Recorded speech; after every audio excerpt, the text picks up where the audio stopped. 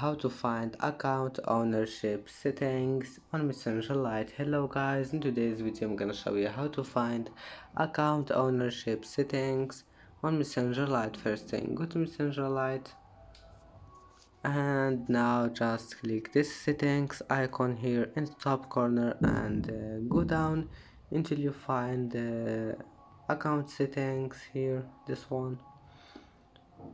And now just go down until you find this one, your information, and here you will find account on ownership and control, and here you can manage it,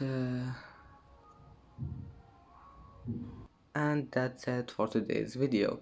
If you like this video, please don't forget like and don't forget subscribe, and thank you for watching this video until the end. See you in the next video.